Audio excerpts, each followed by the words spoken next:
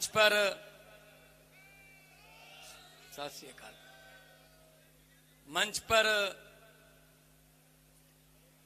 आसीन आम आदमी पार्टी के राष्ट्रीय संयोजक और इसी जंतर मंतर की धरती से संघर्ष करने के बाद इसी जंतर मंतर पे चंद देश प्रेमी देशभक्त लोगों को इकट्ठा किया। काफिला बढ़ता गया और आज आम आदमी पार्टी के रूप में एक लहर, एक पूरे देश में एक बदलाव और एक क्रांति की खुशबू जो है वो फैल रही है। हमारे सुप्रीमो अरविंद केजरीवाल जी, आपके मुख्यमंत्री दिल्ली के, और विद्यार्थी जीवन से संघर्ष में और हकों के लिए लड़ने वाले भाई गोपाल राय जी आपके सामने बोल रहे थे। जब वो बोलते हैं दिल से बोलते हैं और दिल से जो बात निकलती है असर रखती है। संजय सिंह जी जो राज्यसभा में ना सिर्फ आम आदमी पार्टी का बल्कि देश का नारा, जो पूरा देश लगा रहा है नारा, वो नारा लगाने जब जाते हैं राज्यसभा में, तो राज्यसभा में भाषण कर रहे मोदी जी का ध्यान बटता है कि ये कौन है जो राज्यसभा में इतना सच बोल रहा है कि मोदी अडानी भाई भाई।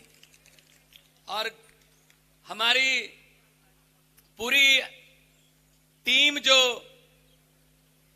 आम आदमी पार्टी की दिल्ली के एमएलए, मंत्री साहबान जो विधानसभा में आपके लिए एक्ट लेके आते हैं, अच्छे अच्छे कानून लेके आते हैं, उन सबका मैं बहुत बहुत आभारी हूं कि उन्होंने मुझे यहां बुलाकर मंच पर मौका दिया, मान सम्मान दिया। बहुत से लोग पंजाब से भी आए हुए हैं। पंजाब के प्रभारी जरनैल सिंह जी बैठे हैं, मेरे सामने राज्यसभा मेंबर बैठे हैं, हमारे वित्त मंत्री चंद दिन पहले बड़ा अच्छा बजट पेश कर चुके हैं, हरपाल चीमा जी बैठे हैं, स्वास्थ्य मंत्री डॉक्टर बलबीर सिंह बैठे हैं, हमारे पावर मिनिस्टर हरभजन सिंह बैठे हैं, हमारे एमएलए बैठे हैं। हम एक हैं। जब भी, क्योंकि दिल्ली और पंजाब का रास्ता कोई ज्यादा नहीं है, 200-250 किलोमीटर है, इसीलिए दिल्ली से जो आपका आंदोलन था उसकी गूंज पंजाब में जल्दी पहुंची। इसीलिए पंजाब में 92 सीटें दी।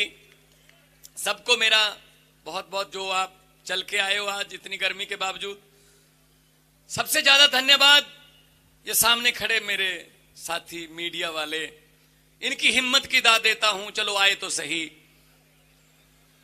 देखो हिम्मत ही है इस जमाने में कैमरे लगाना हमारे आगे, वो भी इनका कोई कसूर नहीं है, इनका कोई कसूर नहीं है। चलाना, इस रैली के बारे में कुछ बताना, ये तो इनके बॉसेस का काम है। आगे उनके भी कहां आगे बॉस बैठे हैं, लेकिन कम से कम वीडियो तो बना रहे हैं ना कहीं रिकॉर्ड तो रहेगा। इनका भी बहुत बहुत आभार व्यक्त करता हूं।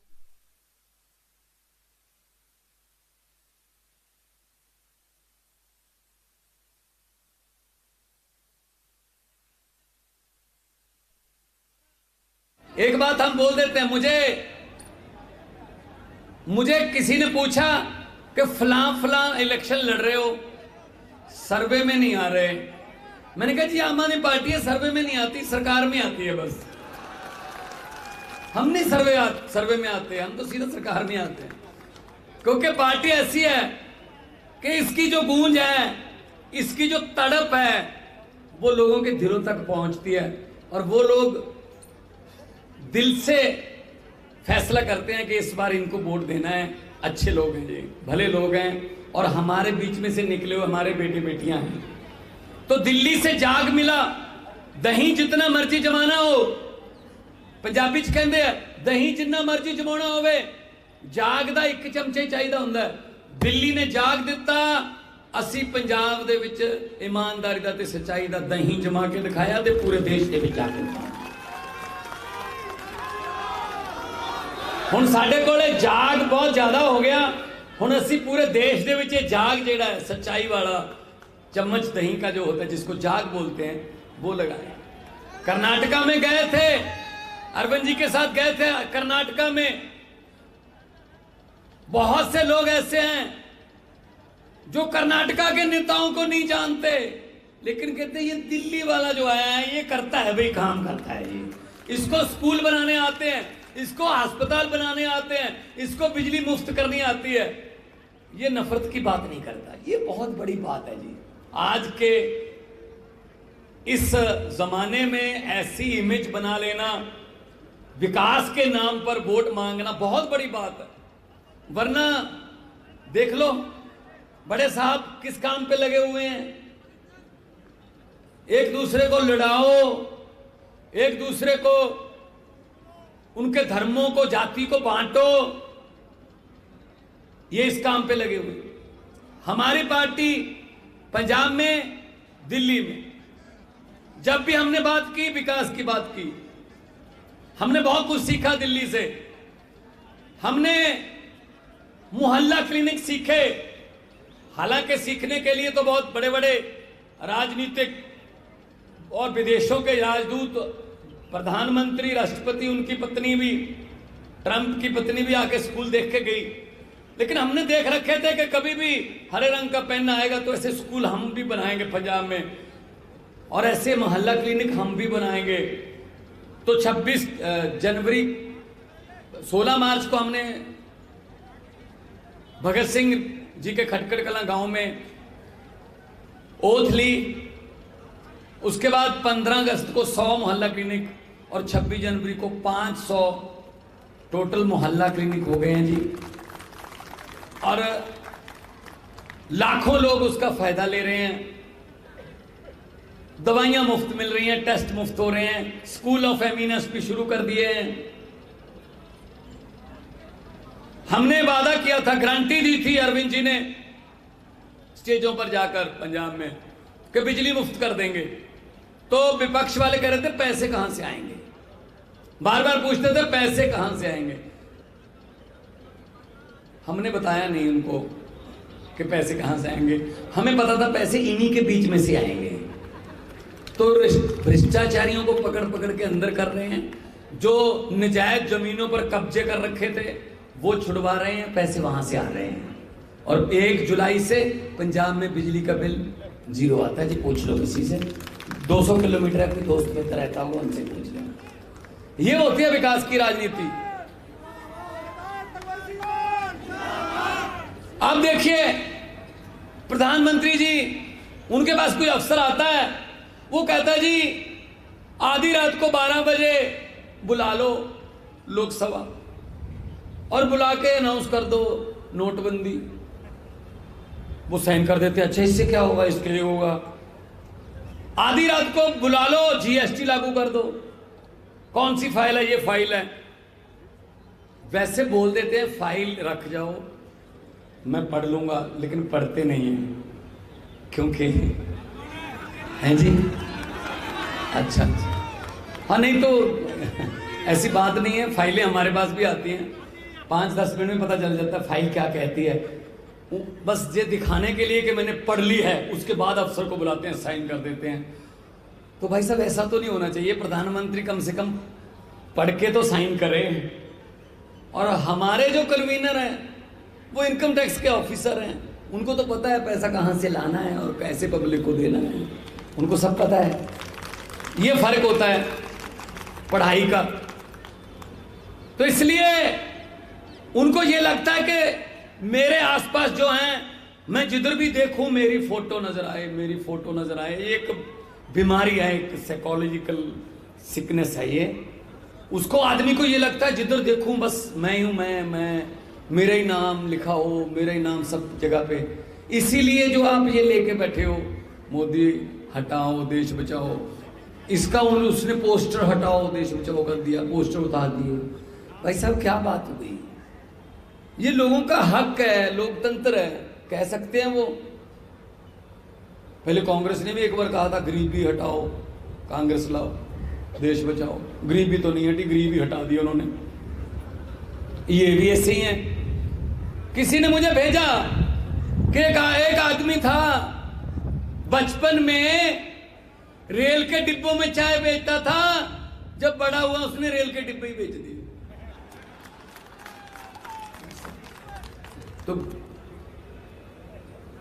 ऐसी कहावत चलती है, ऐसी बुझारत चलती है आजकल। सब कुछ बेच दिया, सब कुछ बेच दिया भाई साहब। तो उसको अगर देश हमारे सामने बिक रहा है तो अरविंद केजरीवाल जैसे, गोपाल राय जैसे, संजय सिंह जैसे लोग अगर बता रहे हैं जनता को कि भाई देश बिक रहा है, हमारे सामने कुछ करिए वरना आने वाली पीढ़ियां हमें माफ नहीं करेंगी, देश बिक रहा है, देश सेल पे लगा रखा है, अपने चंद पूंजीपति दोस्तों के पास देश सेल पे लगा रखा है, तो इसमें क्या आपत्ति वाली बात है जी? तो रोकना हमारा काम है। आज का दिन 23 मार्च है। आज के दिन मैं खटकड़ कलां जाके आया हूं, भगत सिंह के गांव में। उसके बाद मैं हुसैनी वाला जाके आया हूं जहां उनकी समाधि है। आज के दिन अंग्रेजों ने 23 साल के 22 साल के 3 नौजवानों को फांसी दे दी थी, भगत सिंह, राजगुरु और सुखदेव। उनको ये लगता था इनको फांसी देने से सब खत्म हो जाएगा, लेकिन फांसी शरीरों को दी, उनके विचारों को नहीं दे पाए। विचार जिंदा है अभी भी।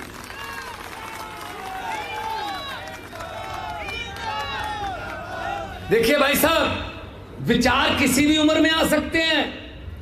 भगत सिंह 17 साल की उम्र में घर से निकले थे और 23 साल की उम्र में फांसी हो गई, लेकिन 6 साल में उनकी बौद्धिकता अगर देखोगे, पढ़ोगे तो पता चलेगा क्या आदमी थे वो, क्या लोग थे वो।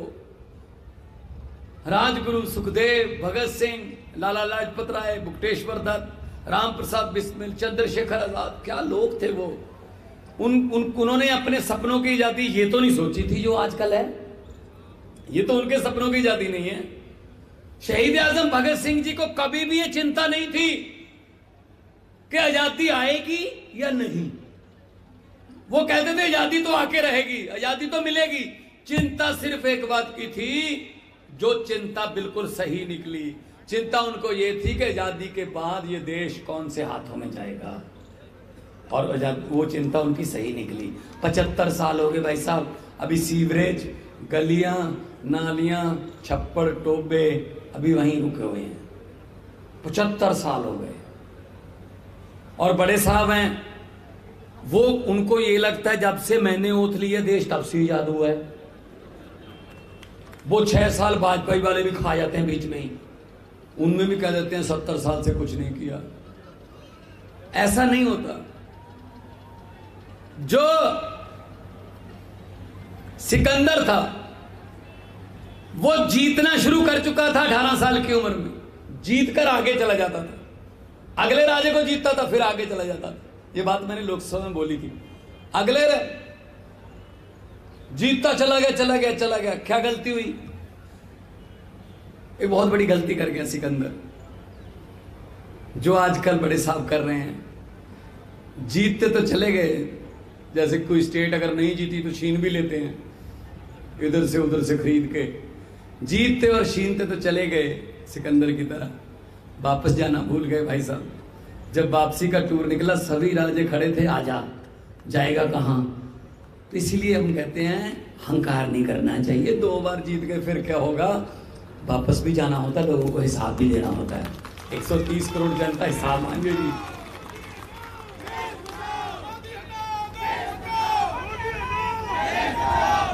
तो वापस भी जाना होता है, हंकार नहीं करना चाहिए। हर वक्त अरविंद केजरीवाल जी हमको यही समझाते हैं, जिस मर्जी कुर्सी पे बिठा दे जनता, जनता के लिए काम करना है, हंकार नहीं करना है। क्योंकि हंकार, पंजाबी में हमारे कहते हैं हंकार दा सिर नीवा, हंकार का सर नीचे होता है। बड़े बड़े हंकारी आए, चले गए भाई साहब। ये पब्लिक है, जब चाहे आदमी अर्श पर और जब चाहे आदमी फर्श पर। बड़े बड़े उतारे हैं, बड़े बड़े को गलतफहमी हो गई थी कि हम तो शायद इसी गद्दी के लिए बने हैं। नहीं नहीं, ये नहीं होता। लोग हैं जी, लोग बड़े हैं। और भगत सिंह जी को सच्ची श्रद्धांजलि आज यही होगी। उनकी आत्मा को सच्ची श्रद्धांजलि, उनकी आत्मा भी सुन रही होगी कहीं ना कहीं कि चलो जंतर मंतर पे कुछ लोग तो इकट्ठे हुए, घर से निकले, मेरे सपनों की आजादी को बचाने के लिए कुछ तो निकले।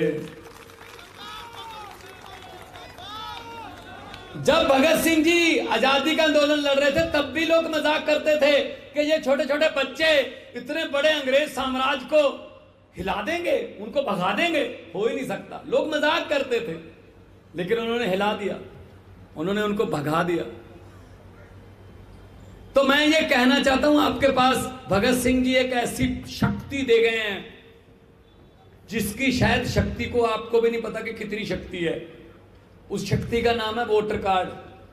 आप अपना वोटर कार्ड देखना जाके घर पे, उस पे फोटो तो आपकी ही लगी होगी, लेकिन उसमें आपको थोड़ी गौर से सोचोगे तो उसमें आपको शहीद भगत सिंह, सरदार उधम सिंह, करतार सिंह सराभा, राजगुरु सुखदेव, चंद्रशेखर आजाद जैसे हजारों योद्धाओं, सूरमाओं की खून की सुगंधी आएगी। तो आप सोचते होंगे कि भगवंत मान ये कैसी बात कर रहा है, वोटर कार्ड से क्या संबंध हुआ भगत सिंह के खून का? जी मैं बताता हूं। शादियां तो तब भी होती थी, सांस तो अंग्रेजों के जमाने में भी लोग लेते थे, गिद्दे भंगड़े भी होते थे, लेकिन अंग्रेज वोट नहीं डालने देते थे। भगत सिंह जी की लड़ाई यही थी अंग्रेजों के साथ कि आप जाइए, ये हमारा देश है, हम अपने नेता खुद चुनेंगे, हम अपने लीडर अपने आप चुनेंगे, हम अपने वोट से, लोकतंत्र डेमोक्रेसी से हम अपने लोग चुनेंगे, अपने नेता चुनेंगे। तो इसी चक्कर में उनको फांसी दे दी गई। लेकिन उसके बाद देश आजाद हो गया। आजाद हो गया तो हमारे पास वोटर कार्ड बन गया। तो वोटर कार्ड बन गया मतलब वोटर कार्ड किसने बनवाया? शहीद आजम भगत सिंह जैसे हजारों योद्धाओं ने अपना खून दे के ये वोटर कार्ड बनाया है। बड़ा दुख होता है जब पता चलता है इस मोहल्ले में जी वोटर कार्ड 2000 में बिकता है, इस मोहल्ले में तो दारू बांट दो जी 4 पेटियां, तो वोटर कार्ड जहां मर्जी ले जाओ। बड़ा दुख होता है। मैं कहता हूं उसकी कीमत पहचानो, भले ही हमको ना डालो लेकिन अपनी मर्जी से तो डालो। कम से कम जब आप वोट का कोई सौदा करते हो 2000 में, 5000 में या किसी लालच में आकर, तो वो वोट का सौदा नहीं होता, वो शहीद आजम भगत सिंह जैसे हजारों योद्धाओं के खून का सस्ता सौदा होता है। खून का सस्ता सौदा मत करो। उन्होंने बहुत बड़ा हथियार दे दिया, वो वोट डाल के बदल दो, जो लूट रहा है उसको बदल दो, जो खराब है उसको बदल दो, आपके पास चांस मिल गया। अब भगत सिंह ने कहा था कि क्रांति के लिए हर बार बंदूक उठानी नहीं पड़ती, क्रांति के लिए किताबें भी होती हैं। हम लोगों ने भगत सिंह की ऐसी इमेज बना दी है, शायद वो एक लड़ाका नौजवान था लेकिन उनके हाथ में किताबें भी थी। ये भी सोचो, कभी किताब वाली फोटो देखना, कभी आप पढ़ना कि भगत सिंह क्या क्या किताबें, कौन सी किताबें पढ़ते थे और क्या लिखते थे। उनको जब कहा गया शादी करनी है तेरी, तो भगत सिंह ने कहा, उस दिन मंगना था, मंगनी थी उस दिन जिस दिन भागे थे, तो उन्होंने कहा इश्क करना सबका पैदाइशी हक है, इश्क करना सबका पैदाइशी हक है, क्यों ना इस बार वतन की सरजमी को महबूब बना लिया जाए। जो वतन की सरजमी को, जो देश की धरती को महबूब बनाने वाले लोग थे, उन क्या लोग थे। तो उनके सपनों की आजादी, ये चंद जो नफरत फैलाने वाले उस आजादी का गलत इस्तेमाल करें, ये हमें बर्दाश्त नहीं है। हमने कुछ नहीं बनना जी। जितने भी बैठे हैं नॉन पॉलिटिकल बैकग्राउंड वाले बैठे हैं, कोई अफसर था इनकम टैक्स में, कोई अपना एनजीओ चला रहा था, कोई आईएएस की तैयारी कर रहा था, मैं फेमस कलाकार था, वकील थे, कोई डॉक्टर थे, सब अपनी अपनी जगह काम पे लगे हुए थे। इसी जंतर मंतर पे आए कि भाई साहब भ्रष्टाचार के खिलाफ कोई कानून तो बना दो। तो यहाँ मजाक सुनना पड़ता था उनका, ऐसे सड़क पर बैठकर कानून नहीं बनते। अगर इतना ही शौक है कानून बदलने का, भ्रष्टाचार हटाने का, चुनकर आइए। सड़क पर बैठकर नहीं होगा, चुनकर आइए। देखो भगवान की लीला, एक आदमी को झाड़ू देकर भेजा, झाड़ू ने ऐसी सफाई की कि हम चुनकर आ गए, वो सड़कों पर बैठे। ये फर्क है। अभी हम क्यों कह रहे हैं, हमारा क्या लेना देना, मोदी जी हटाओ, या किसी और को हटाओ। हम क्यों कह रहे हैं? हमारी कोई उनसे कोई दुश्मनी थोड़ी है, पर्सनली कोई दुश्मनी थोड़ी है कि मोदी हटाओ देश बचाओ। हमें तो दिक्कत यह है कि हमारे सामने हमारा देश बिक रहा है। तो आने वाली पीढ़ी हमसे पूछेंगी, भाई जब देश बिक रहा था तुम क्या कर रहे थे? कम से कम हम जितने लोग आए हैं, ये अगली पीढ़ी को आंखों में आंखें डालकर तो कह सकते हैं, जिस दिन जब देश बिक रहा था हम आवाज तो उठा रहे थे ना।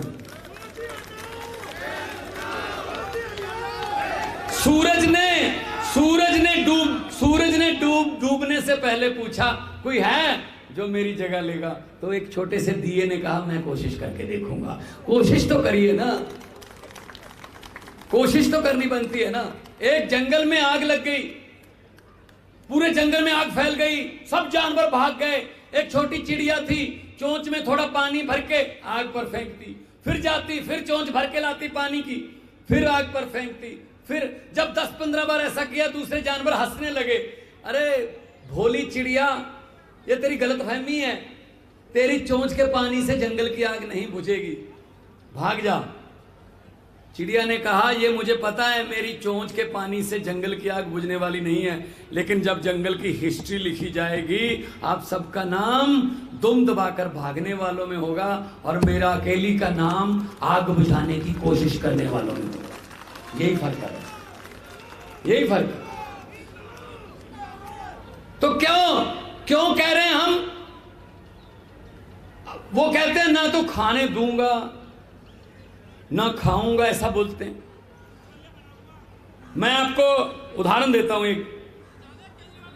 अरविंद जी, एक गांव में भैंसें चोरी होने का सिलसिला शुरू हो गया।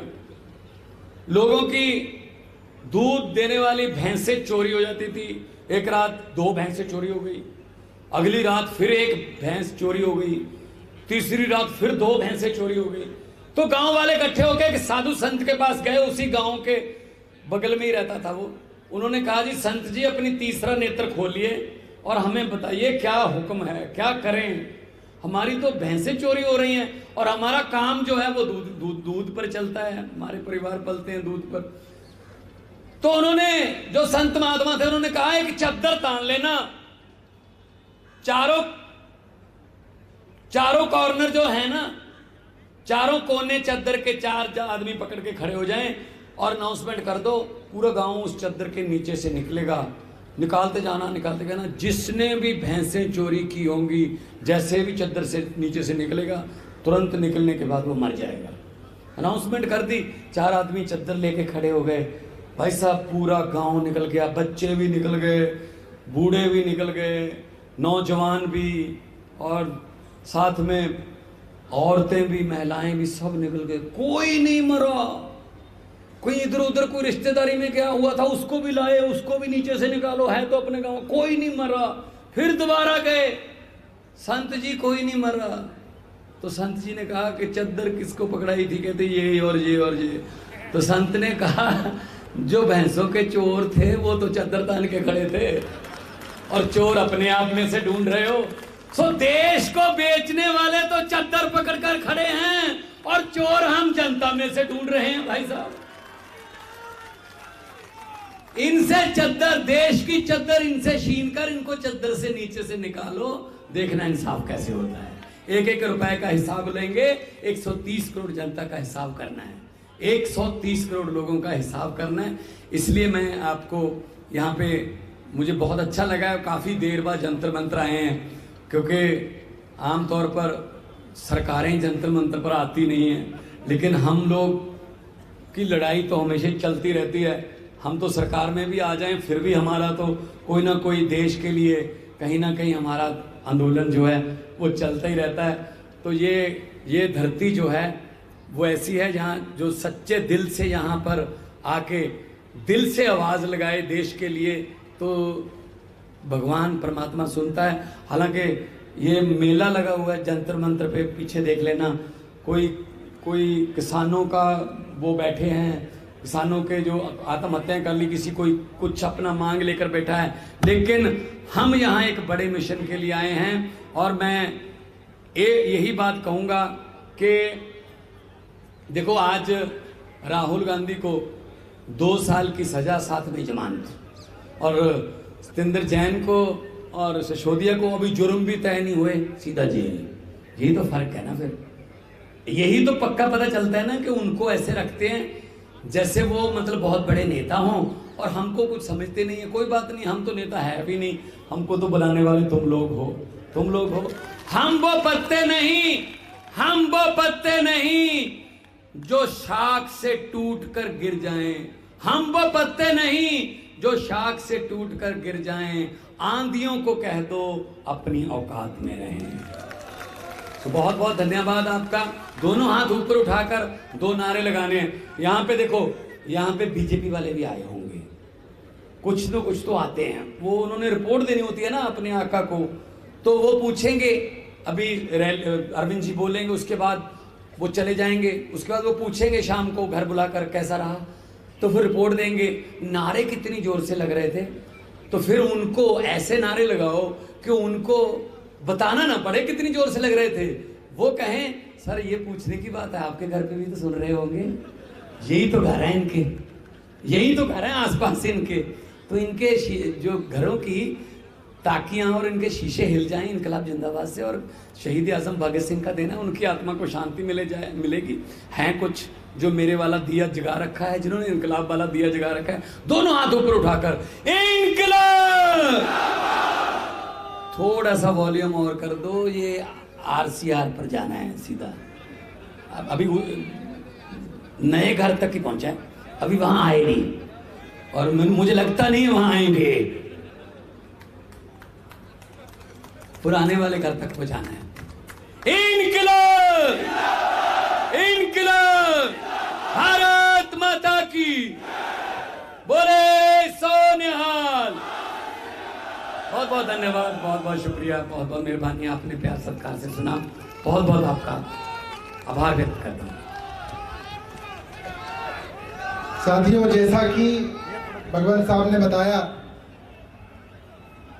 सरदार भगत सिंह भी काफी पढ़े लिखे भी थे और खूब किताबें लिखते थे, शोध करते थे, फिलॉसफी पढ़ते थे। और बाबा साहब भीमराव अंबेडकर ने भी कहा कि शिक्षा शेरनी का वो दूध है जिसे जो पिएगा वो दहाड़ेगा।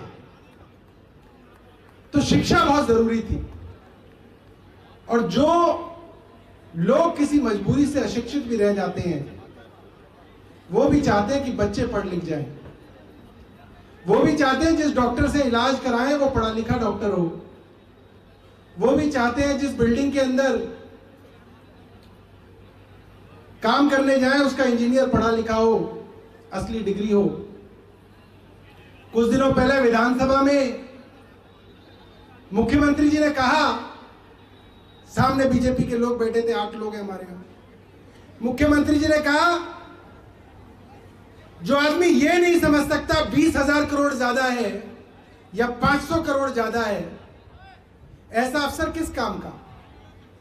ऊपर से नीचे तक अनपढ़ बिठा रखे हैं। इस पे बीजेपी वाले भड़क गए, 8 लोग कुर्सी से खड़े हो गए, कह रहे जी आपने ऐसा कैसे कह दिया, आपने ऐसा कैसे कह दिया। हमारे लोगों ने पूछा, भाई हमने तो किसी को अनपढ़ कहा ही नहीं, आप क्यों नाराज हो रहे हो। तो उन्होंने, अच्छा तो आप हमें बेवकूफ भी समझते हैं, हमें नहीं पता कि कौन अनपढ़ है। तो ये सब जानते हैं। तो मैं जोरदार तालियों से स्वागत करूंगा दिल्ली के मुख्यमंत्री और आम आदमी पार्टी के राष्ट्रीय संयोजक अरविंद केजरीवाल जी का।